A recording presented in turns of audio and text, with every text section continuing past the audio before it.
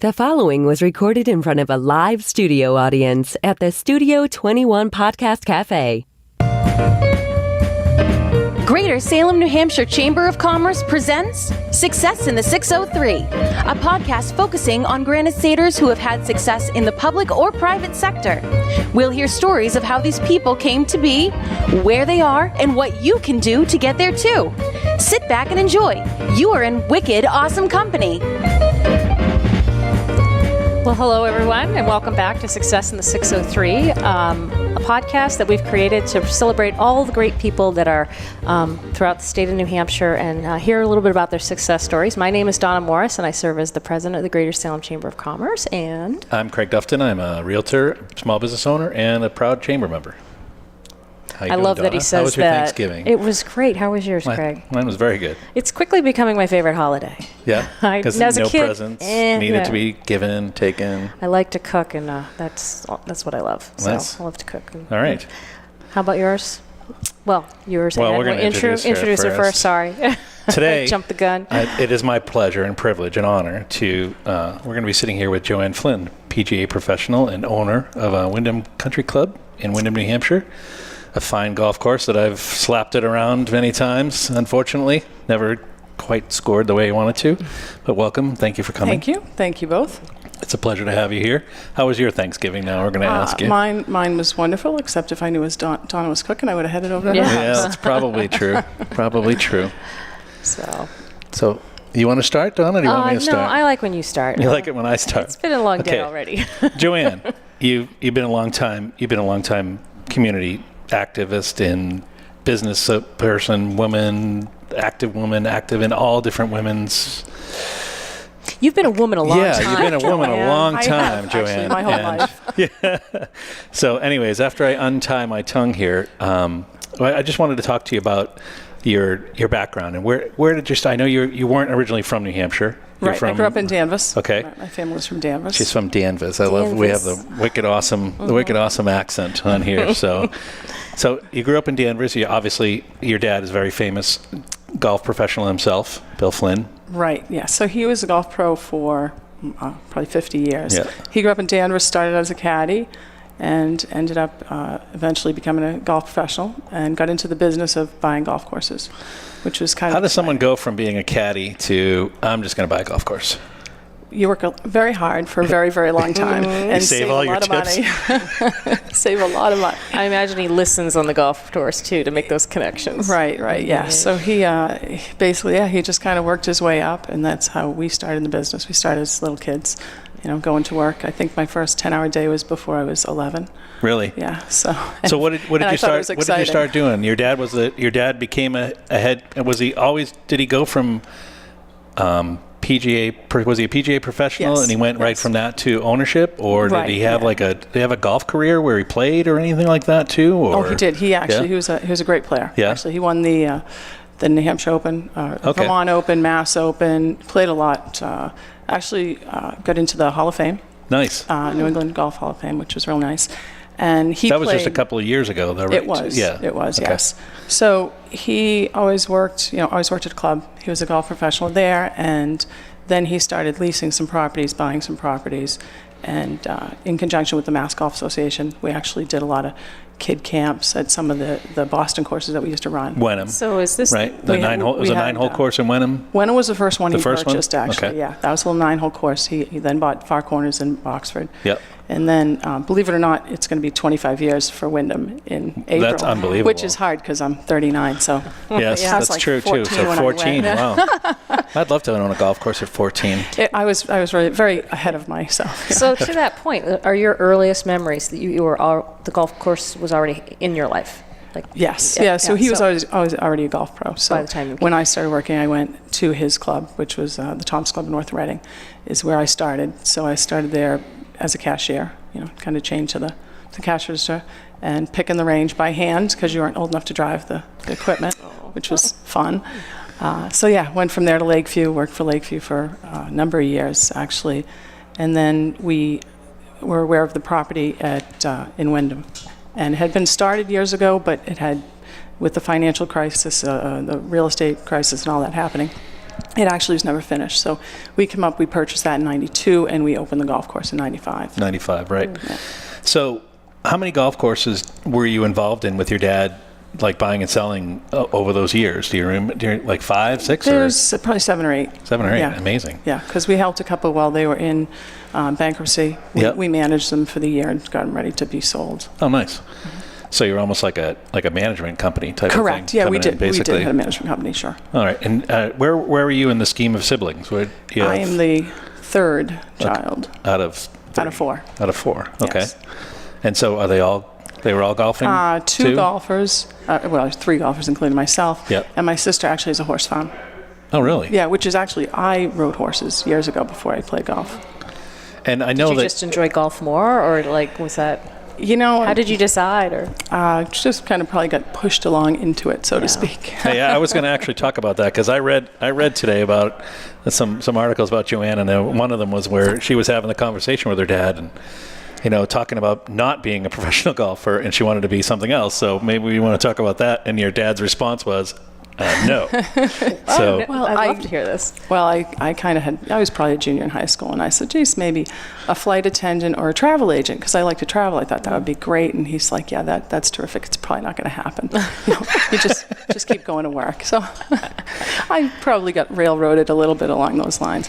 But I think I always wanted to be in the service industry, right? Because I love people, so it worked. It fit, right? If it wasn't golf, it could be another, recreation. It could be another sport. It could be something. But it's just having a lot of people around and customer service. And So did you? And you're good at it. Yeah, you're very good at it. There's we've no doubt had about enough that. chamber golf tournaments over there to say that you make it easy for our organization to Absolutely. come in, and it's one of our major fundraisers. And yeah, it's a great course, and your customer service is next to none. It's great. Thank you. You do a great job. I mean, you do a lot of them every year. You do hundreds of them. Right. You host them at Windham Country Club, which you should go to. Everyone out there, if you haven't played it, I'm representing today, by the way, There you my go. Nice. Windham Country Club.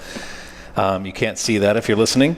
But Donna, can we do a commercial really quick, and then we'll get back to talking with Joanne Flynn? Sure. I just want to, again, I'll peek up there to see what's up there. So Travis Terry and Company, we want to thank Travis Terry and Company for making a success in the 603 possible through his sponsorship.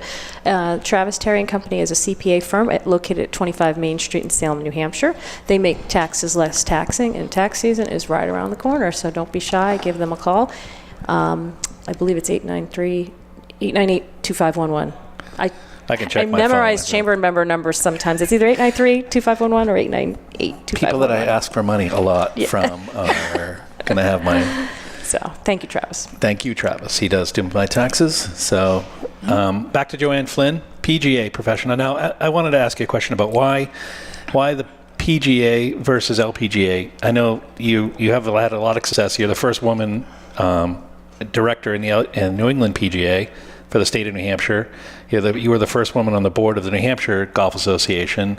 Why not the LPGA? Is the LPGA more of like a playing professional for women type of scenario, or? And I think it's grown a lot, but when I first got involved, it was really just teaching.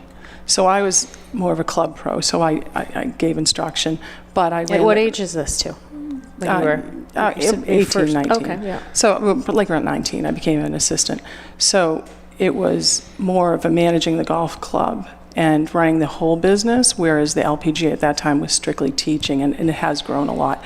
And I think just my father being a golf in the PGA, my brothers at the time were in the PGA, so it was a fit. And there really weren't any women around. There was one woman, I think, in the state of Massachusetts, maybe 2 women. So it was just natural for me, and I knew everybody in the PGA. Now, how does that compare to today, in 2018? How many PGA women members are there? I don't want to put you on the spot. But in the country, I don't know, but I would say there might be 4 or 5 in the state of New Hampshire that are actually PGA members. Okay. Sometimes and the requirements were a little different. The playing ability was a little bit harder to get into. It was a little bit more of an apprenticeship. Yeah. So you have to do 36 holes, right? You have to play 36 holes under a certain score, depending on the golf course that you're at. Like you have to shoot basically about a 75 or something in that area. Probably 74 to 77. Yeah. And again, depends. Yeah, depends. And they change it sometimes depending on the field, but yeah, they definitely gear it to the Now, golf how long did it industry. take you to do that? Let's see, I probably got into the program officially in like 85, and probably about 7 years. Okay. And then you became a Class A But professional later on. Because is that just, that's like The basically class. training? Class A, once you get your PGA, was Class A. Okay. So and then there's different levels in Class A. Class A1 just means you're a head professional at a golf course. So I've been that since '94. So whatever. So it was maybe, I don't know, maybe 6 years before then. It's hard There's to- this whole world I'm learning about. I'm like, I know, it's just so hit cool. the ball in the hole. And I know, I actually had to go to school for it. It was just like, oh, I believe you did, because I mean, I only play when it's a scramble, because you're not playing my ball. Maybe I once. spent a few years as an assistant too at Campbell's Scottish Highlands on Sundays and Saturdays, just helping out. But it's pretty cool. It's a pretty cool field. I mean, you don't make a ton of money on it as an assistant, especially, but as a professional, you make a good living, and you have a great, you have the time to not to golf, obviously, because No. we But were just to talking see about that friends, before to the see podcast. customers. Yeah. I mean, so many of my customers are friends, really. They've evolved. Well, we talked a little bit about that. Everyone, tell us what the reality of, how they have those memes with like what people think I do, what I really do, that type of thing. Can you talk a little bit about that? Right. Like, So, what do people think versus the reality? Initially be like, people are like, oh my God, you're a golf pro. That's so sexy. Like, you play golf every day. This is what you do.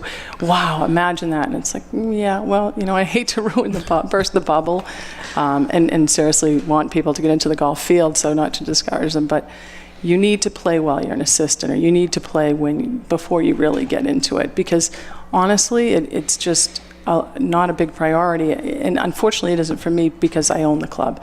So maybe if it was a little different and I didn't have the bigger responsibility, I would be able to play more, but it's really hard to prioritize my playing over, running the business, or doing some of the charity events that I do. Groundskeeping and the restaurant and Sure. There's a lot of moving pieces. Now, is it unusual though for you to be owner and the head pro too? Are there a lot of golf courses? Like, I mean, I know your dad was a head pro and an owner too, but they're on a lot. Right. They're on a lot. Actually, one of my really good friends, Donna Lyons, who has been big in the New England PGA, actually worked under my father.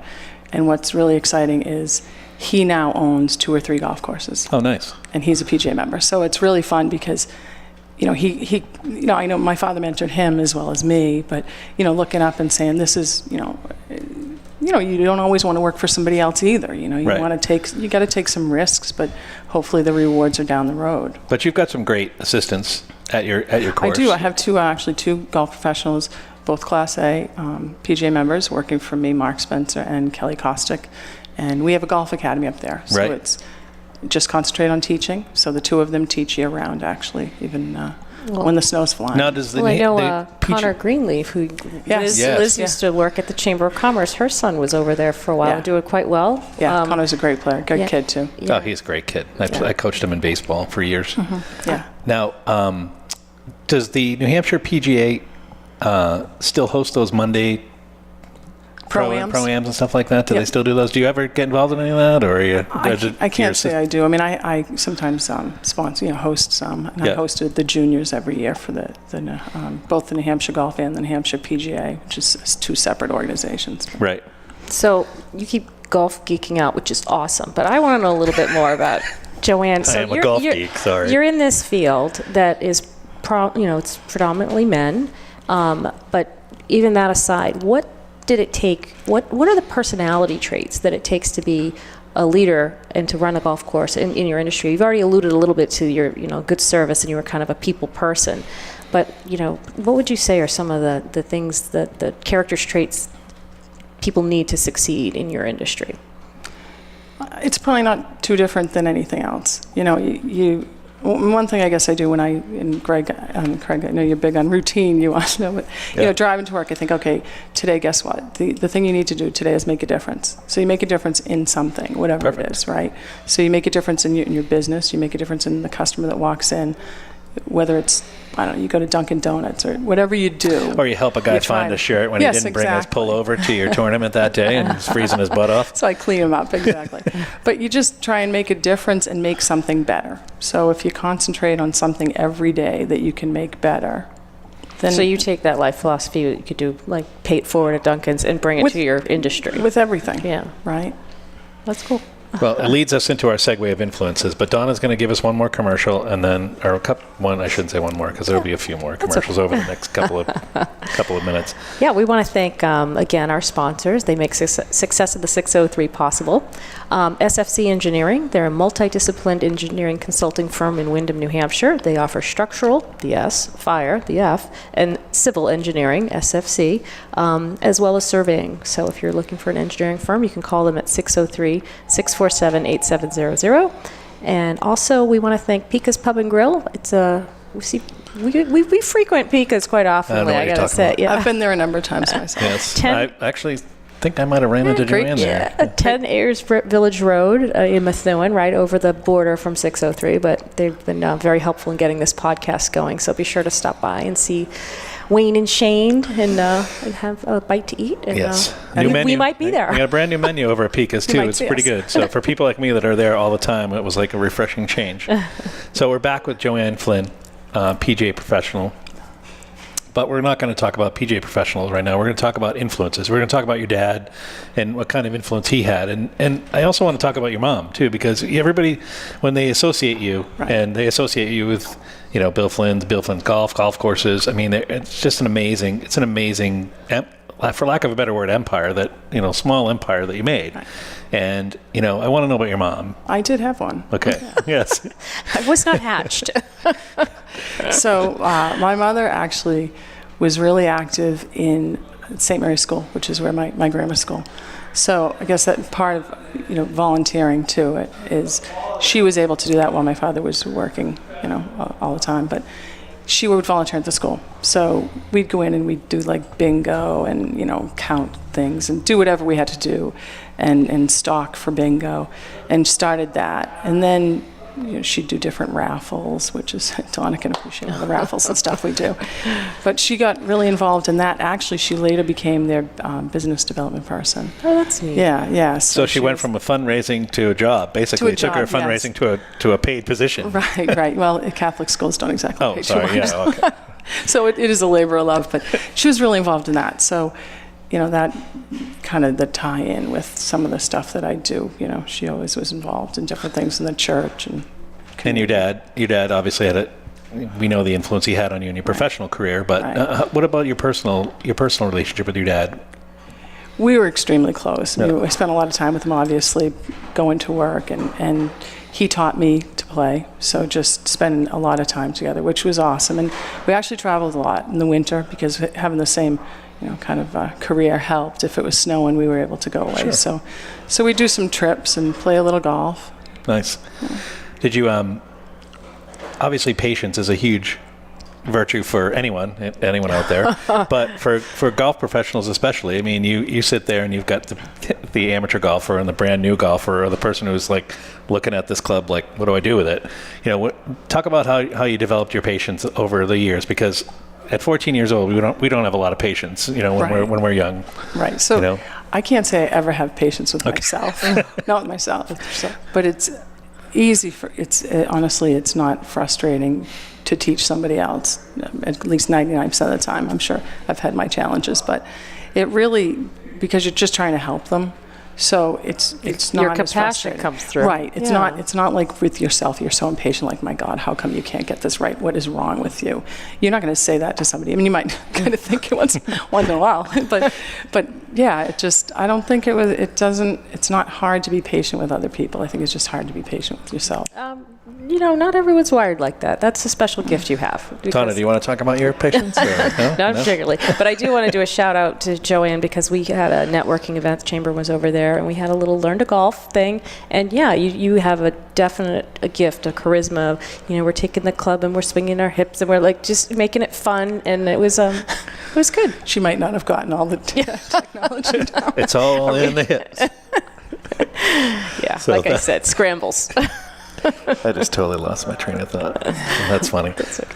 Donna, you're cracking me up. Sorry, but no, I think that you say it's easier with other people. Not for everyone. That's the type of thing that you bring. I don't think it's easy. Successful. My wife started golfing this year, and we've been going and playing at the little par 3 at Atkinson, and I'm like, Yeah, you shouldn't. You shouldn't. No. Don't help her. I keep saying, I'm like, If you want to remain married, go, don't yes. help her. Oh, Yeah. There's my words to live by today. Well, Do not that's try true. and teach your wife or significant other to play golf. yeah. And along those notes, Joanne recently got married, so congratulations. Yeah, she for just that. kind of almost cracked our Thank you. table in half with that rock there. I was like, it's okay. Yeah, No? it was good. So, Thank you. Yes, that was Yes, congratulations. life-changing and now event. you know, do not tell Lenny how to play golf. Oh, well, okay, so that's different. You just said don't teach But him. I know, she's a but- professional, though. She's got it under He's control. trying to teach me to fish. That's going to be more of a challenge. Oh, my That's God. great. That's got to be. Brutal. But, yeah. I have a boat on Canopy Lake, and our idea of fishing, Jen and I, is I fish, and she sits there and just lays in the sun. And that's her idea of Glass fishing. of wine. So, yeah. Yeah. We're going to do a really quick commercial because I'm cracking myself up today. And when we come back, we're going to talk about... Get it together, man. Yeah, I know. I'm a wreck. Your community involvement, because you're like intertwined with the community.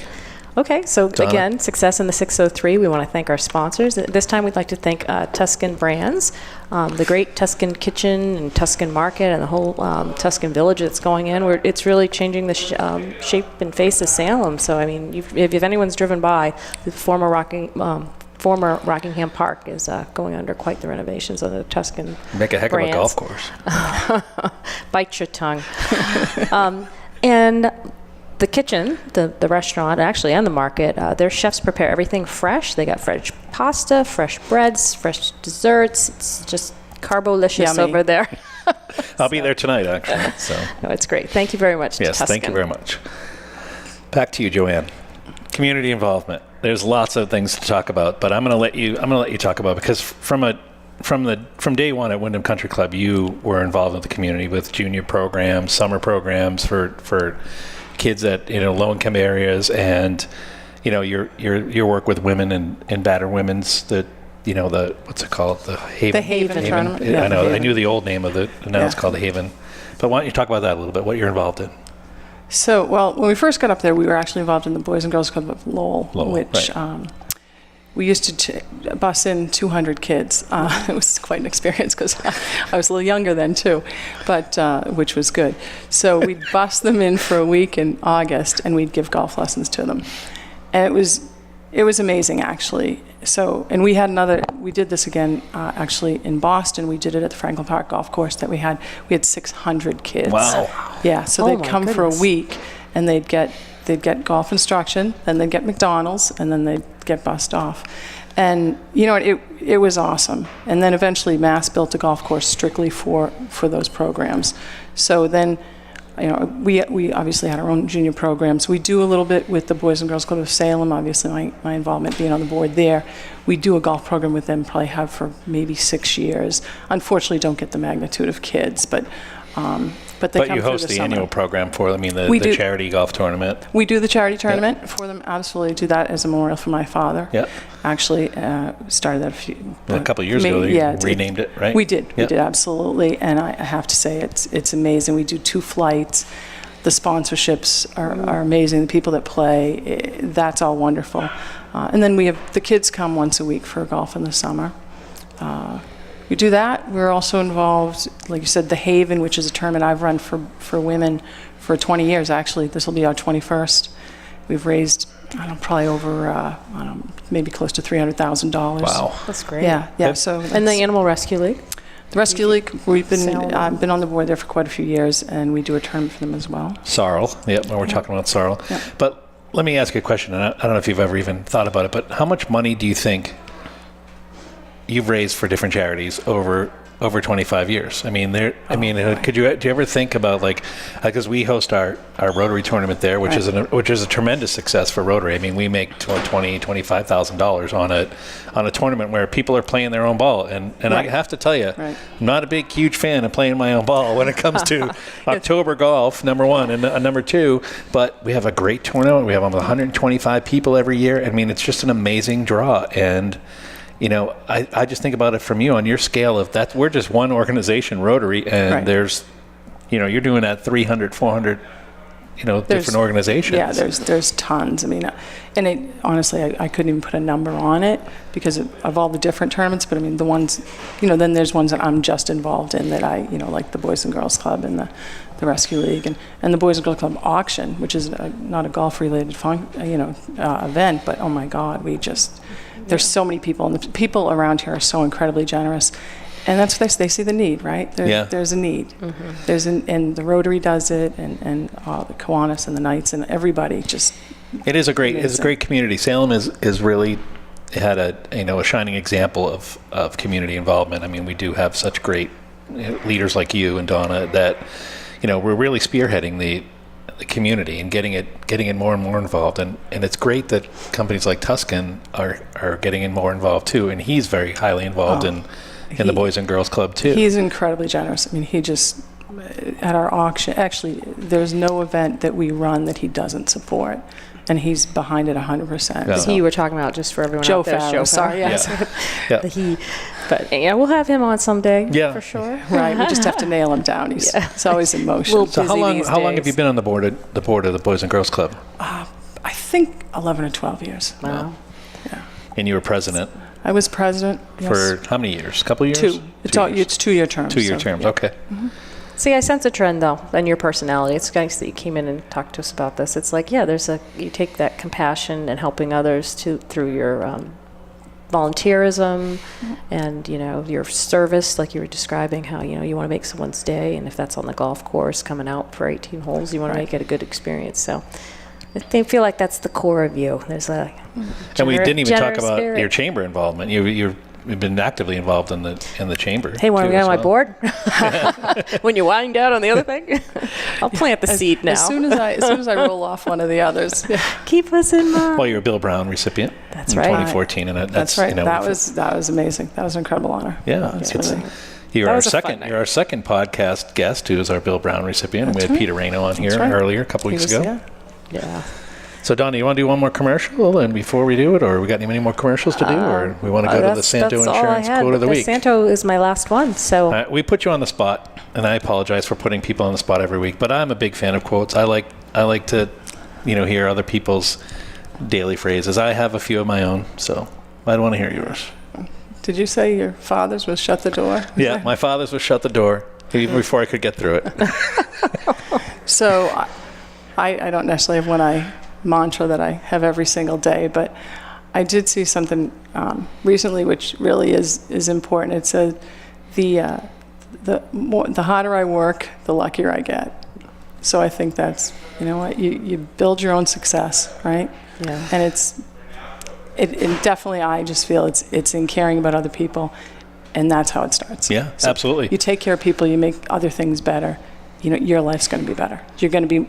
Maybe if you're not financially more successful, you're just more successful. Your life is successful. Mm-hmm. Yeah, it's not all about finances. Correct. Right.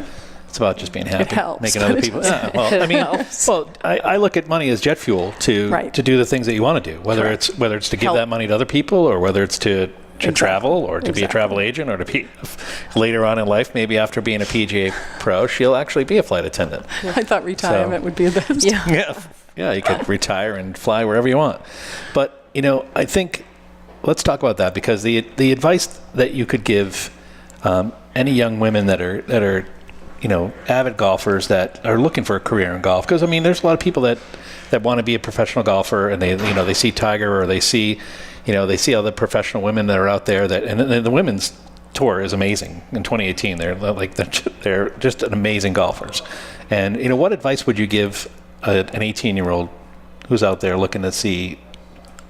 I think the most important, actually, this girl that I've taught for years and years has just gotten a college scholarship, which is fabulous. She's a great player. Yeah, she's getting it for golf. But I think the most important thing is school and education. So you don't give up your education to play. You need to be more rounded. So it can't just be golf. That's wonderful, but it's got to be your golf game, but it's got to be all the other pieces. You can't just have that singular. No. Yeah, I think that's great. It's true in a lot of professional sports. You're one break your leg away if you're Correct. in basketball, and in golf, I'm Something sure it's the same thing. happens, you know what? And the you're- competition is probably pretty intense. Yeah, and you're more marketable, right? Right. The more education, the more experiences you have, the more marketable you are. And the luckier you get. When you put yourself out there, the luckier you get. You're right. I mean, Exactly. your quote is dead on, because there are, Richard Branson, there are other people that have said, if I hadn't worked so hard and I hadn't done the things that I did, and I think it's a direct tribute to your dad, because your dad obviously sounded like he got so involved in that career that he got lucky, and he was able to find these opportunities that made it better for him and his family. And I mean, that's really what our podcast is all about too, here, is to show people, listen, it's not just about your education or your background. It's about putting yourself out there and working hard, and having that great work ethic, and sometimes you get lucky, and it's just a great way to end our podcast, apparently, isn't it? So I appreciate you so much coming here Thank today, you. Joanne. Thank It's you. been Thank you guys absolutely for having us. amazing. I've had a Absolutely. blast. This is good. Thanks so much. All right. And we just Like wanna- us on Facebook, please. Absolutely. Check us And out. Sponsor us. what we like to say at the end, Joanne, is thank you. You've been wicked, awesome company. Yeah. You can say it. Wicked awesome. And you've been wicked awesome, too. Thank you.